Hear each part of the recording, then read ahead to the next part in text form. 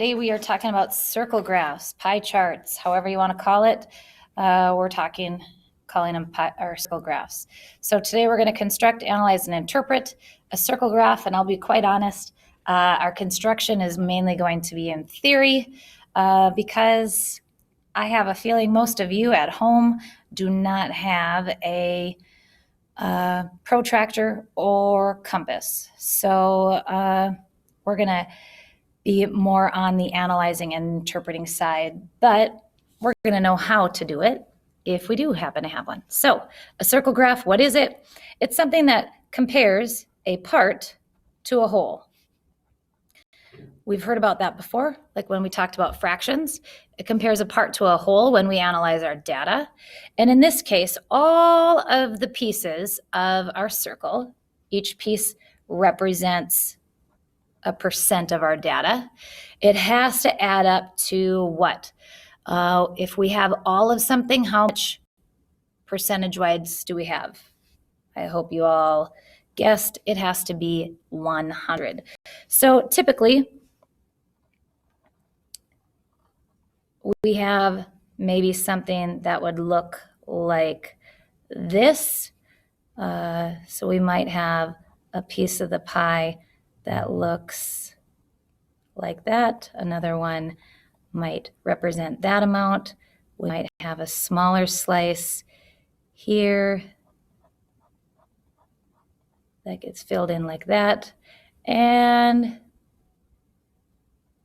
we'll cut that right like this. And this one I'll fill in like that. So we might have something like this. This is going to represent, maybe, I don't know, what percentage does this kind of look like? This over here looks like about 24%. This might represent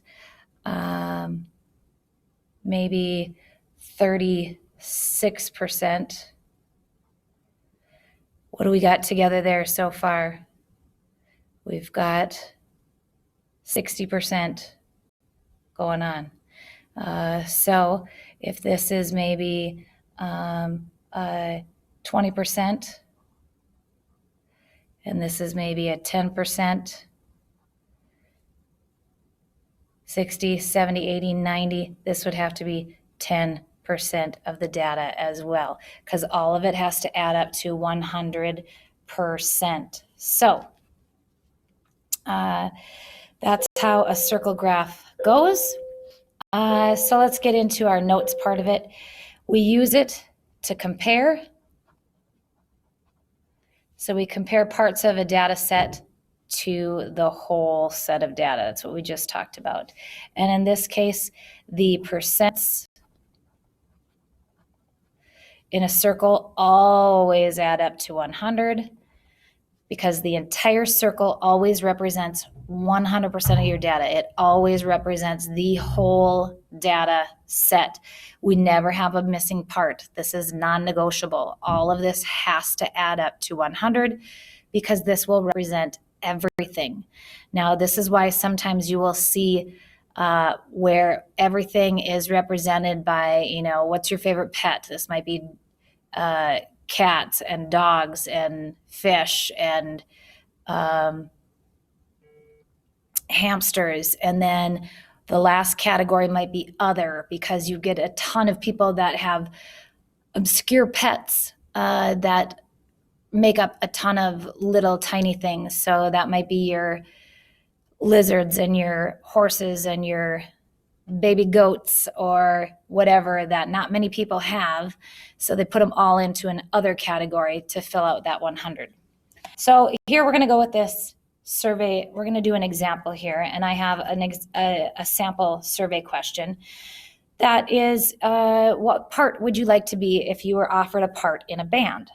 And of the people surveyed, they didn't tell us how many people they surveyed, but 19% of the people answered they would like to play the guitar. 17% said they would like to play the drums, 12% the piano, 7% the saxophone, 35% want to be the vocals. That means they want to be the singers.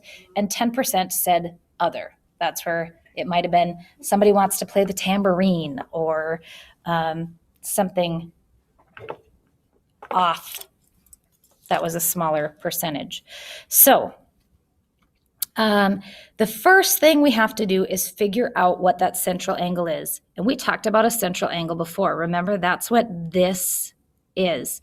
That's what this angle is. That's your central angle. So we have to figure out what that is. And how do we do that? We have to take what percentage this represents. And basically, we're going to figure out what percentage of the circle does that take up. We know that there are 360 degrees in a circle. Oops, looks like I forgot to put a space there. So we're going to have to multiply each percentage times 360 to find the number of degrees in each section of the graph. Don't forget that when we take and multiply a percent, we need to change it to a decimal before we multiply. So I did the first two for you. So in order to find out what 19% of 360 is, we change our 19% to 0.19. Remember, we drop our percent sign and move our decimal 2 places. Remember, it's always 2 places to the left. We don't want to be a percent anymore, so we want to move it away from the percent sign. So 0.19 times 360, and we get approximately 68%. We're going to round to the nearest whole number for all of these. So same thing with drums. Drums was 17% of the people surveyed said they wanted to play the drums. So we're going to change 17% to a decimal, 0.17, times 360, and we get 61%. I want you to go ahead and press pause, and you are going to do the last 4 on your own. All right, so here we would have 12%. So we're going to take 0.12 times 360. And when you do that, you get 43 degrees. Then on the other side, over here, we get the saxophone was 7%, so that becomes 0.07. Hopefully you didn't goof up and do 0.7. This is 0.07 times 360, and that gets us 25 degrees. Vocals would be 0.35 times 360, and that gets us 126 degrees. And then other becomes 0.10 times 360, and that gets us 36 degrees for that point. So what I always like to do then is to take and add up all of those points. So we've got 68 degrees plus 61 plus 43 plus 25 plus 126 plus 360. What are we shooting for? What should this be right here? It should be 100. Nope. These are our degrees. I lied. This should be 360 degrees, not percent, 360 degrees, because it should fill up the whole circle. We didn't check earlier that this added up to 100. We should have done that, but it does. I'll tell you that.